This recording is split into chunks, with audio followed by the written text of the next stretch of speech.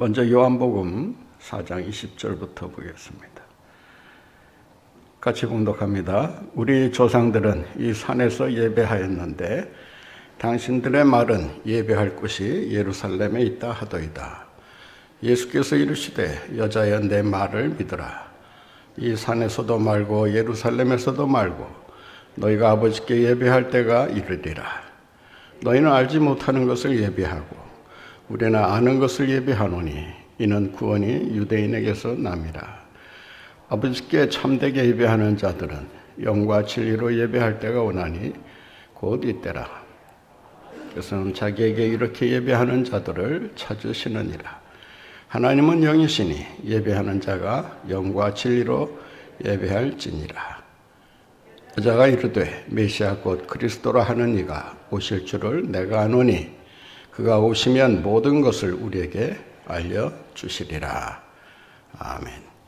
미가서 6장 6절부터 8절까지입니다. 같이 봉독합니다. 내가 무엇을 가지고 여호와 앞에 나아가며 높으신 하나님께 경배할까? 내가 번제물로 1년 된 송아지를 가지고 그 앞에 나아갈까? 여호와께서 천천의 순양이나 만만의 강물 같은 기름을 기뻐하실까? 내 허물을 위하여 내 마다들을 내 영혼의 죄로 말미암아 내 몸의 열매를 드릴까? 사람아, 주께서 선한 것이 무엇임을 내게 보이셨나니 여호와께서 내게 구하시는 것은 오직 정의를 행하며 인자를 사랑하며 겸손하게 내 하나님과 함께 행하는 것이 아니냐. 아멘.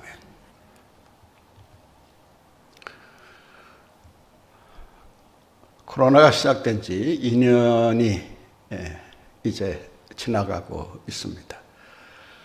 그 2년이라고 하는 짧으면 짧은 이 세월 속에서 너무나 많은 것이 변하고 있다라고 할 수 있습니다. 그 변화는 혼란을 같이 가져오고 있기 때문에 변화가 눈에 보이는 변화가 아니라 눈에 무언가 잡히지 않고 보이지 않는 이런 혼란으로 가득 찬 변화라고 하는 것입니다. 이러한 변화가 교회의 본질을 건드리기 시작을 했습니다. 어쩌면 교회에 닥친 이 변화는 지난 수천 년 동안 교회가 겪었던 변화보다 더 엄청난 변화를 요구하고 있다라고 할 수 있습니다. 혹자는 종교개혁에 맞먹는 변화가 시작되었다라고까지 말하고 있습니다. 종교개혁과 맞먹는 변화란 어떤 변화일까? 어떤 점에서 그러한 변화가 있었다고 말할 수 있을까? 한 가지를 꼬집어 얘기하라면 바로 예배라고 할 수 있습니다. 모일 수 없는 불가피한 상황 속에서 어떻게 예배를 드려야 되느냐? 코로나가 시작되면서 계속 성도들이, 목회자들이, 예수 믿는 사람들이 던지는 질문이 이거 아니겠어요? 예배를 과연 어디서 어떻게 드려야 되느냐? 전에는 모여서 예배 드리는 것이 당연하고 그렇게 해야만 예배다운 예배를 드릴 수 있다라고 생각해왔던 우리의 사고가 전혀 달라지고 있다라고 하는 것입니다.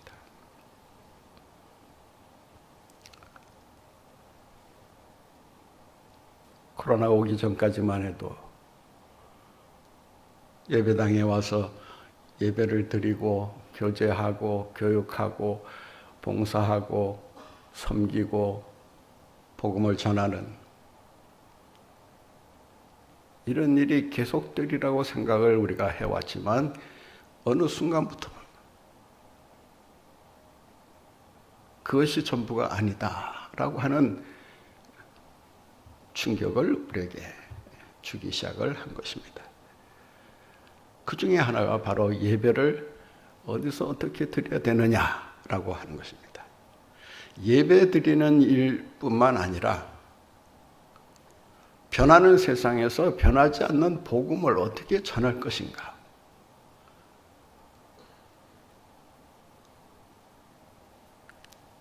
교회가 모여서 예배를 드렸다고 하면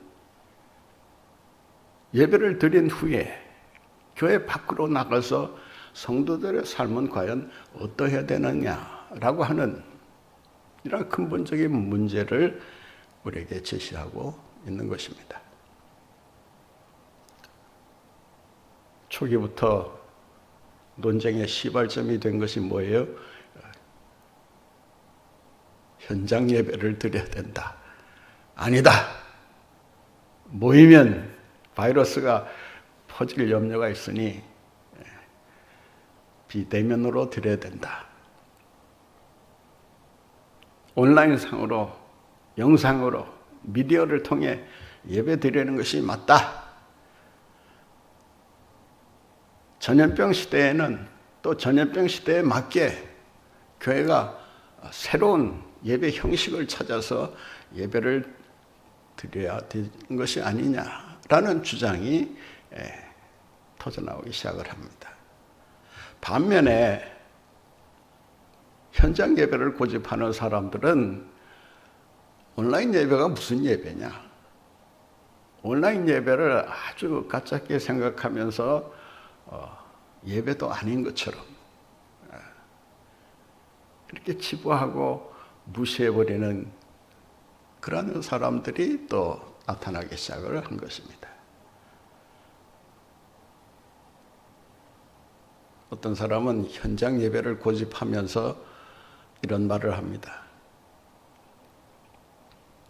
정부 당국의 이 정치 방역을 비판하기 위해서라도 데모하는 그런 차원에서라도 대면 예배를 드려야 된다.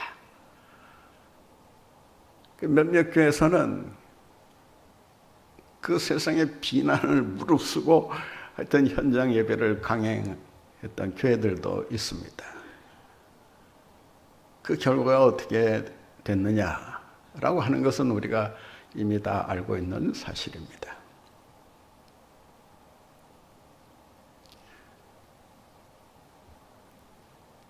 데모하는 차원에서 예배를 드린다. 접근 방법부터가 잘못됐다라고 하는 것입니다.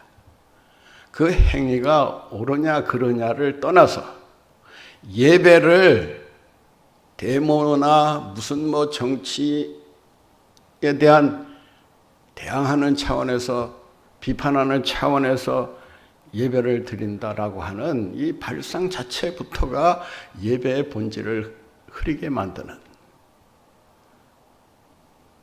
크게 잘못된 생각이고 행동이라고 할 수 있습니다.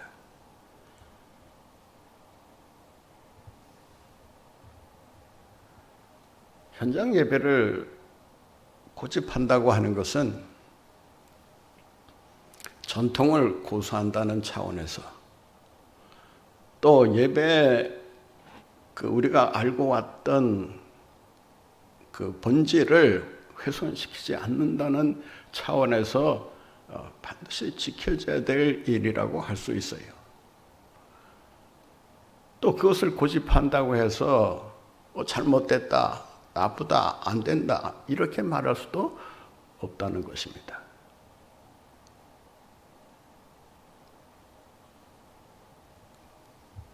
그 신앙이 그렇게 정해져 있다면 그 신앙을 따라서 그렇게 행동하는 것이 지극히 자연스러운 일이라고 할 수 있습니다. 그러나 한편 전염병 시대에 현장 예배만을 고집해야 되는가?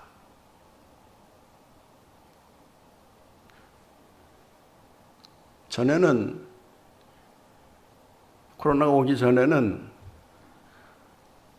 뭉치면 살고 흩어지면 죽는다가 진리였어요. 뭐 진리는 아니지만 하여간 모두가 다 공감하는 이야기였다라고 하는 것입니다. 그런데 코로나 바이러스가 터지면서 그 진리가 바뀌었어요. 어떻게 바뀌었느냐? 뭉치면 죽고 흩어지면 산다. 이런 의식이 대중 속에 뿌리를 내리고 있는 상황에서 교회가 무슨 소리냐? 모여야 산다. 예배해야 산다.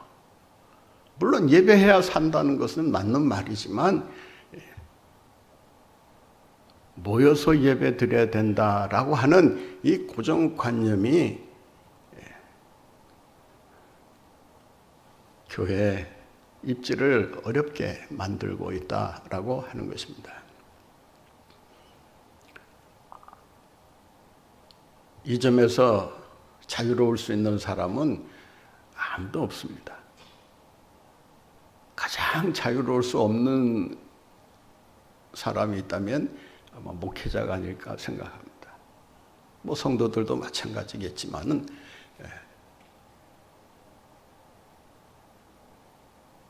예배가 생명이고 예배가 교회의 심장이라고 한다면 반드시 예배는 어떤 상황에서도 드려져야 되고 그 예배가 정말 하나님이 기뻐하실 만한 예배가 되도록 힘써야 한다는 것입니다.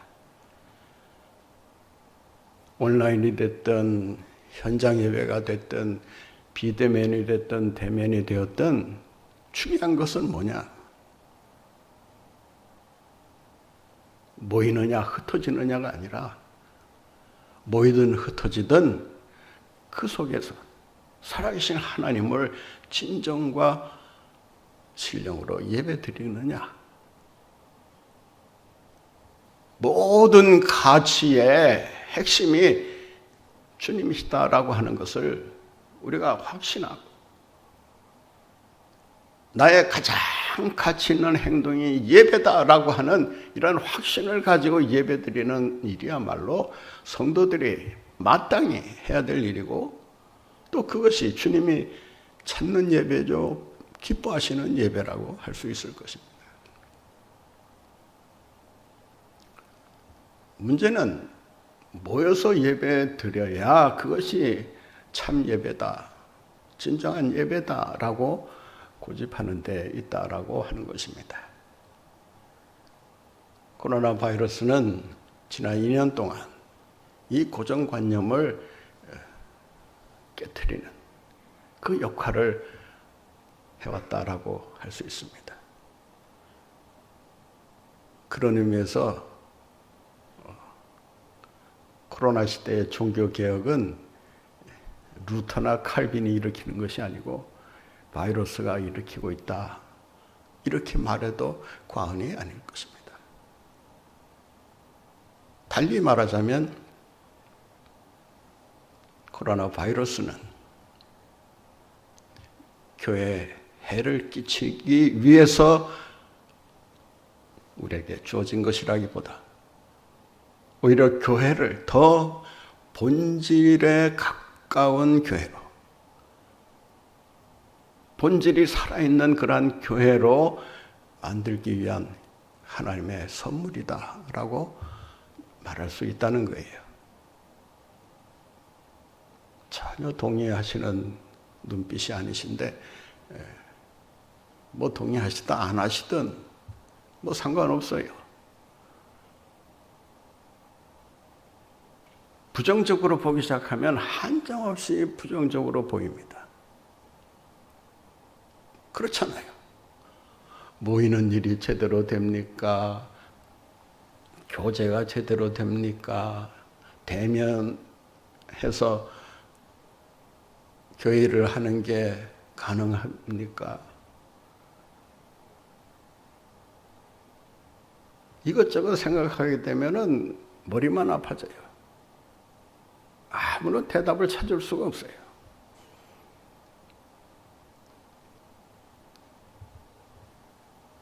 그러나 긍정적인 면을 찾기 시작하면 코로나 바이러스가 우리에게 가져다주는 축복이 있다라는 사실을 우리가 발견할 수 있습니다. 예배만 하더라도 그래요. 보이는 일이 불가능한 상황 속에서 어떻게 예배 드려야 되느냐. 그러니까 모여서 예배 드려야 된다라고 하는 이 고정관념에 사로잡혀 있는 사람은 모일 수 없는 상황에서는 자기의 생각을 그대로 현실로 드러낼 수가 없어요.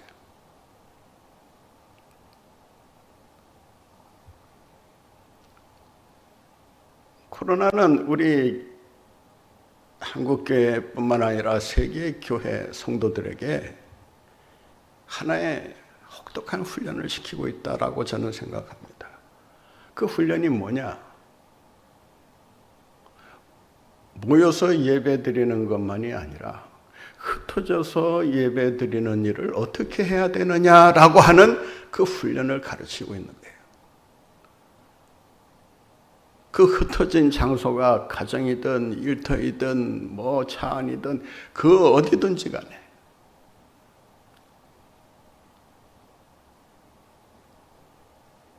더 나아가서 예배가 삶이 되도록 훈련시키는 그 역할을 코로나 바이러스가 하고 있다.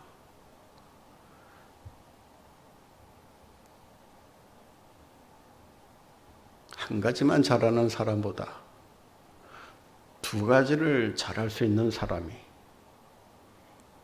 한 가지를 잘하는 사람보다 더 다양한 상황 속에서 더 특별한 역할을 수행할 수가 있는 거예요. 공격만 잘하는 선수보다 수비를 잘하는 선수가 골을 더 많이 넣을 수도 있다라고 하는 것입니다. 그러니까 코로나 바이러스는 우리 성도들에게 공격만 잘하는 그리스도인이 아니라 수비도 잘하는 그리스도인으로 만들기 위한, 다시 말해서 전천후 크리스찬을 만들기 위한 그런 차원에서 우리에게 훈련을 시키고 있다. 그런 의미에서 본다면 코로나 바이러스는 훈련 교관이에요.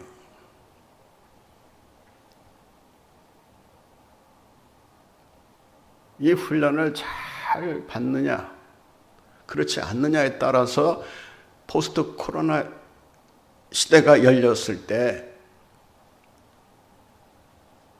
모이면 모이는 대로, 흩어지면 흩어지는 대로 예배자로서 하나님 앞에 영광을 돌리며 살아갈 수 있게 된다라고 하는 것입니다. 한국교회가 그동안 잘 해왔습니다. 그런데 한 가지 부족한 것이 뭐냐면은 이원론에 사로잡혀 성과 속을 분리하면서 살아왔다는 거예요. 교회 와서는 큰 소리 치는데 밖으로 나가서는 아무 소리 못하는 거예요. 그러니까 밖에 나가서 아무 소리 못하니까 교회 와서 행세하는 거예요. 밖에 나가서 열심히 일하고 나름대로 역할을 열심히 하는 사람들은 교회 와서 다른 말 안 해요. 할 말이 없어요.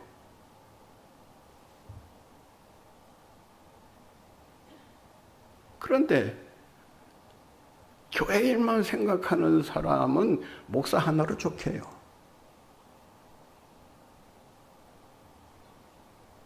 여러분들은 세상의 현장 속에서 그리스도인으로서 어떻게 살아가야 될 것인가, 그것만 생각하고 그 역할만 잘하면 주님의 나라가 확장되는 것은 시간 문제예요.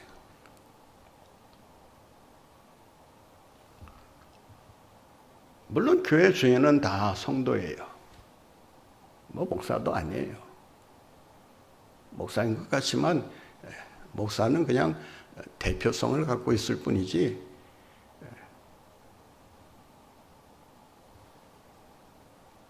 이런 차원에서 본다면 이 코로나 바이러스는 우리 성도들에게 질적인 성장과 성숙을 가져다 주고 있다.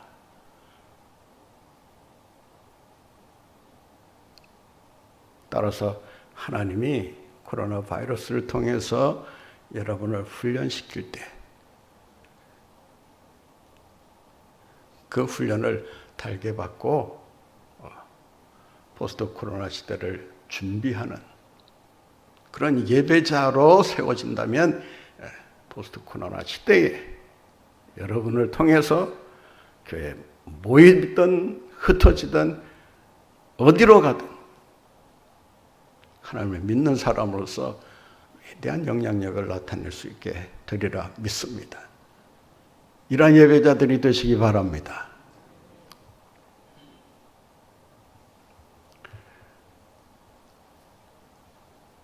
저는 코로나 시대가 전혀 반갑지는 않습니다.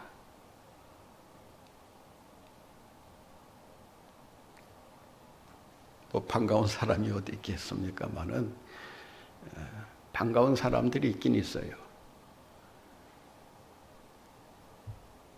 누군지 아십니까? 이 첨단 산업에 종사하는 사람들은 신이 났어요.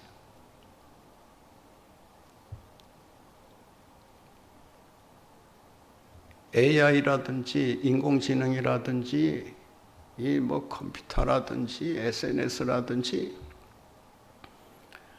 이런 쪽으로 가히 폭발하는 수준에 지금 우리가 살고 있단 말이에요. 그 수요가 엄청납니다. 전에는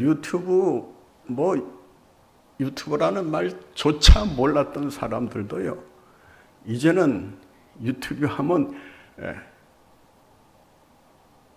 전에 하던 사람보다 훨씬 더 많이 알고 더 그 경험을 진하게 하고 있습니다.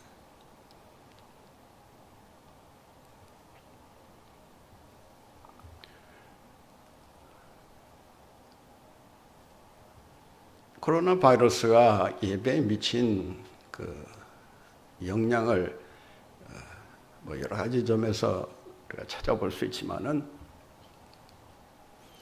공간과 시간의 확장이라고 하는 차원에서 가히 놀랄 만한 역할을 하고 있다라고 할 수 있습니다.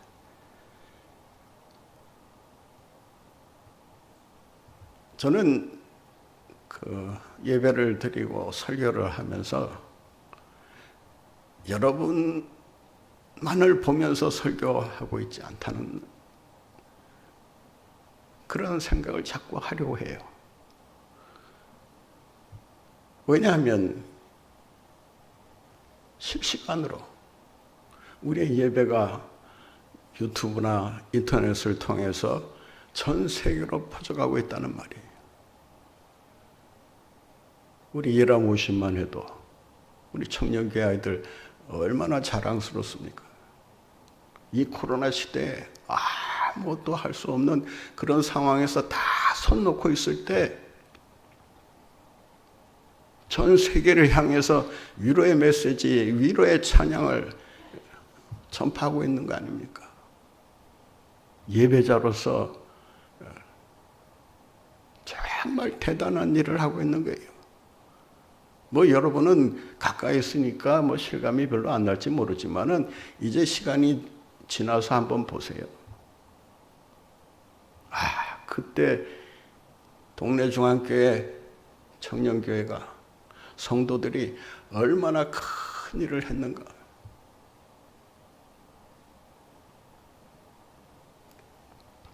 여러분은 인정 안 할지 몰라도요, 벌써 우리 한국교회가 이 우리 청년교회를 주목하기 시작했습니다.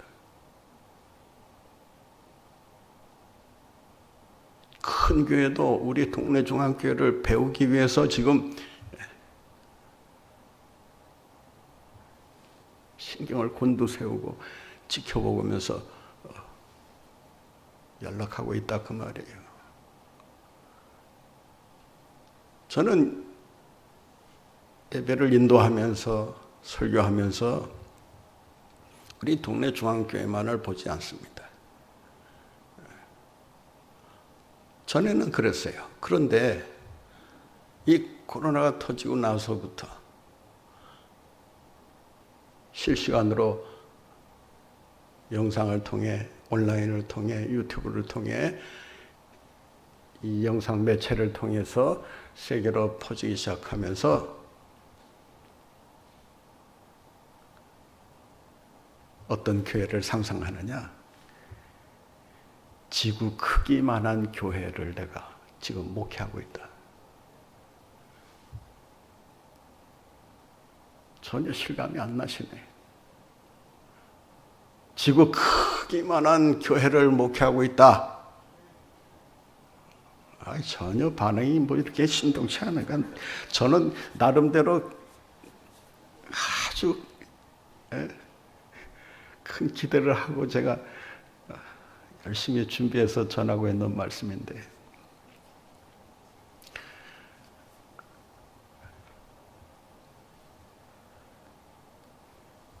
공간의 확장입니다. 오늘 말씀해 보면 거리심 산에서도 말고 예루살렘에서도 말고, 예루살렘이 어떤 곳입니까? 단지 예루살렘에서도 말고라고 하니까 예루살렘이라고 하는 한 장소, 지역만을 생각하실지 모르지만은 예루살렘이라고 하는 것은 이스라엘 백성들의 정신적인 고향입니다. 예루살렘 성전 하면 만고불변의 그런 진리가 살아있는 곳으로 그들이 여기고 있었던 것입니다.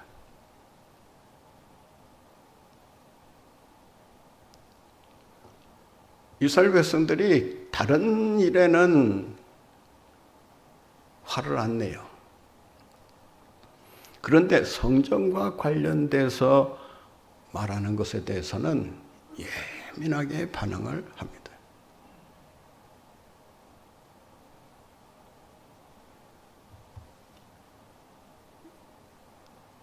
그 예루살렘에서 예배 드리는 것이 평생 소원인데, 그런데 오늘 예수님이 뭐라고 말씀하세요? 이스라엘 백성들이 들으면은 천지개벽할 소리예요. 아마 이 말뜻을 제대로 알아들었더라면 아마 그 자리에서 아마 돌을 들어서 아마 예수님을 처형하려고 했을지 몰라요. 예루살렘에서도 말고,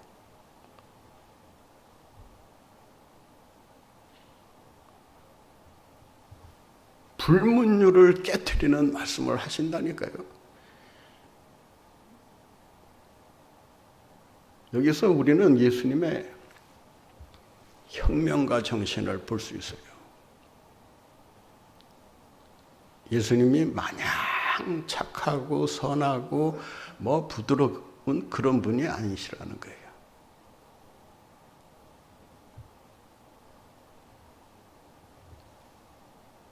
예루살렘에서도 말고, 그리심산에서도 말고, 그리심산은 이 사마리아 사람들이, 유대인들이 상대를 안 해주니까 예루살렘 성전에 가서 예배를 드리고 싶어도 너희들은 부정탄 민족이니까 오면 안 된다.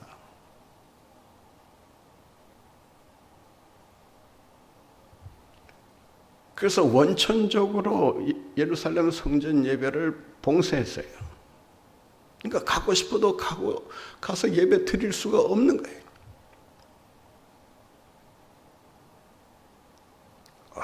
얼마나 이스라엘 백성들이 배타적이었는가를 여기서 보게 됩니다.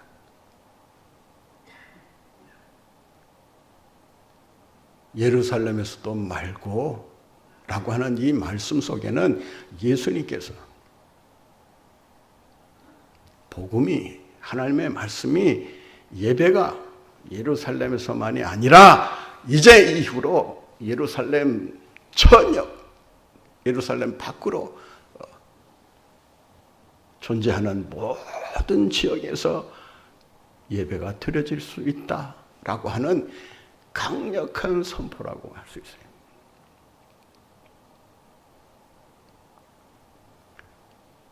이 선포는 예루살렘 성전에 가서 예배 드리지 못하는 것이 한이 되어서 속으로만 끙끙 앓고 있던 사람들에게 복음의 소식이 된 거예요. 그래서 사마리아 사람들은 예루살렘으로 가지 못하고 그 모세가, 그 여호수아가 가나안으로 들어가면서 그리심산에서 축복을 선포하지 않습니까? 그리고 에발산에서 저주를 선포합니다. 그 산이 뭐 서로 맛보고 있는지는 모르겠어요. 뭐 가보지 않아서 모르겠습니다만은 이스라엘 백성들을 축복한 산이 그리심산이에요. 그래서 그리심산을 성스러운 장소로 생각하고 거기에다가 성전을 짓고 거기에서 예배를 드렸던 것입니다.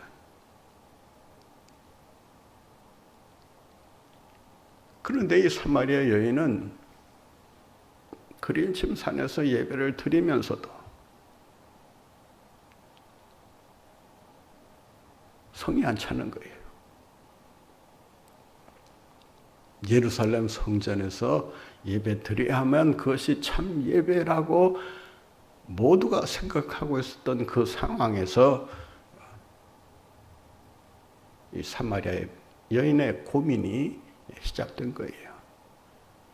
어디서 예배 드려야 되느냐? 예수님께서 이렇게 말씀하십니다. 본 말씀 23절 같이 봅니다. 아버지께서 참되게 예배하는 자들은 뭐와 뭐로? 영과 진리로 예배할 때가 오나니 곧 이때라. 24절 보세요. 하나님은 영이시니 예배하는 자가 영과 진리로 예배할지니라. 우리 한번 따라해 보실까요? 하나님은 영이시니 예배하는 자가 하면 여러분은 예배하는 나가 이렇게 읽으셔야 돼요. 하나님은 영이시니 예배하는 자가 영과 진리로 예배할지니라.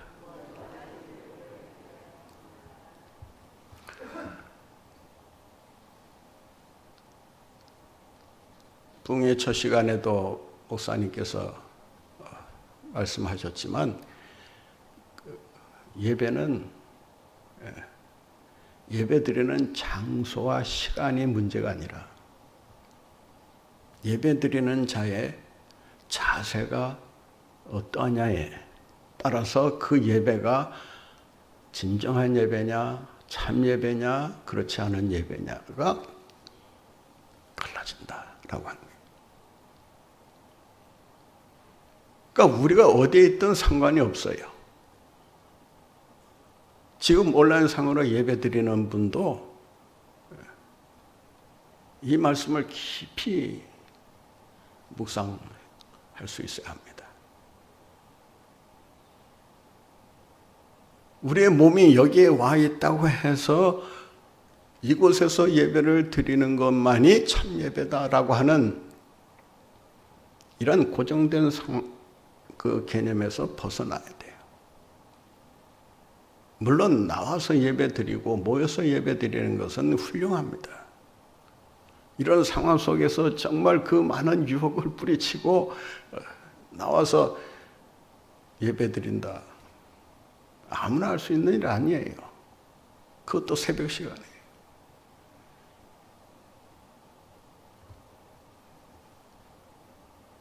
그러면 온라인상으로 예배 드리시는 분들은 뭐냐? 당연히 질문할 수밖에 없잖아요. 어디 있든 영과 진리로 예배하면 주님께서 받으신다. 하나님께서 찾으시는 예배는 어떤 예배냐? 예루살렘 성전에 가서 예배드리는 것이 아니고, 그리심산에서 예배드리는 것이 아니고, 동네 중학교에 와서 예배드리는 것이 아니고, 어디에서 예배를 드리든 영과 진리로 예배드리면 그것이 참 예배다 라고 하는 거예요. 이 말을 오해하지 마세요. 어떤 사람은 그러면 교회 안 가도 되겠네. 이거는 하나를 알고 둘은 모르는 거예요. 예배의 중심성은 예배당에 있어요.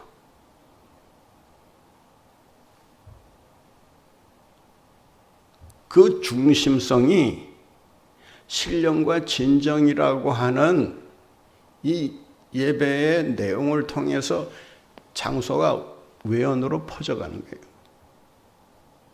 그러니까 동네 중앙교회라고 하는 장소가 가정으로 지금 확장되어 있다고 말이에요.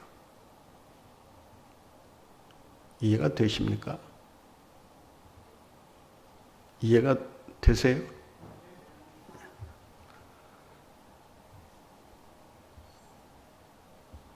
그곳에서 신령과 진정으로 드려지면 예배를 주님 앞에 드리고 있다는 거예요. 영과 진리로가 뭐냐? 영으로라고 하는 말은 두 가지 뜻이 있어요. 하나는 예수의 영에 사로잡혀서 드리는 예배. 내 영으로 드리는 게 아니고 예수의 영에 사로잡혀 드리는 예배. 따라서 예수의 영에 사로잡혀서 드리는 예배가 되기 위해서는 어떻게 돼야 되느냐? 탈육체성이 있어야 된다라는 거예요. 탈육체성이라는 게 뭐냐? 육체를 이탈하는 것인데, 우리가 몸으로 산제사를 드린다고 하잖아요. 그런데 어떻게 우리의 육체가 분리된 채 예배를 드릴 수 있느냐? 우리의 몸이 분리된다는 말이 아니고, 우리의 몸이 가는 곳이 다 예배하는 곳이 될 수 있다라고 하는 거예요.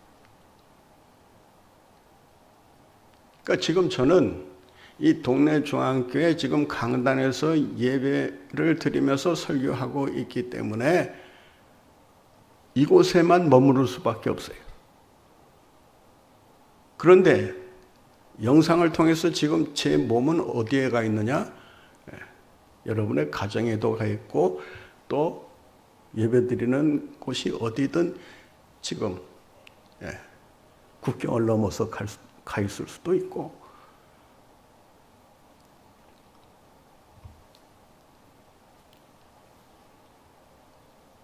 이런 차원에서 영과 진리로 예배를 드린다라고 하는 것은 인간의 의지나 뜻이나 공로가 개입되지 않는 예배. 그러니까 예배를 드리면서도 자기 공로 생각하면 그 예배는 진정한 예배가 될 수 없어요. 내가 어떻게 해서 여기 와가지고 예배 드리는데. 네?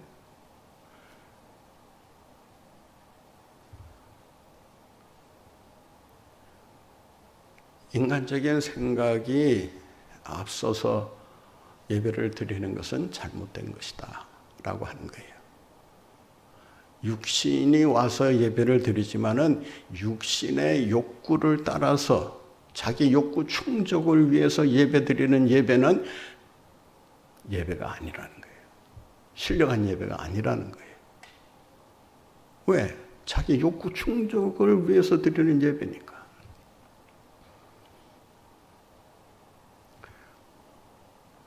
시간이 좀 지났지만 제가 한마디만 더 하겠습니다. 진리란 뭐냐? 진리로 드린다는 게 뭘까요? 예? 영으로 드리는 것은 그렇다 치고 진리로 드리는 건 뭘 진리로 드린다고 할까요?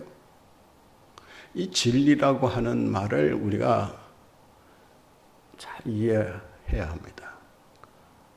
헬라어로 알레테이아라고 합니다. 알레테이아. 이 알레테이아라고 하는 단어는 아라고 하는, 아니다라고 하는 부정 접두사와 란다노라고 하는 숨긴다, 감춘다라고 하는 뜻이 합쳐진 말이에요. 따라서 숨긴다, 감춘다라고 하는 말 앞에 아니다라고 하는 부정이 들어있으니까 어떻게 해석해야 돼요? 숨길 수 없는. 숨길 수 없는, 감출 수 없는 그것이 진리예요. 그러니까 진리라고 할 때는 감출 수 없는 것이어야 진리예요. 조금이라도 속이거나 허위로 포장해서는 진리가 아니에요. 다시 말해서 예배를 드리는 데 있어서 진실성이 있느냐. 나 자신을 숨김없이 드러내고 하나님 앞에 나아가느냐. 신령과 진정으로 예배할 때가 오나니 곧 이때라. 이 말씀 오늘 마음속에 간직하면서 영과 진리로 예배를 드리는 가운데 예배로 승리하시는, 예배로 주님의 영광을 드러내며 살아가시는 여러분들 모두가 되시기를 간절히 바랍니다.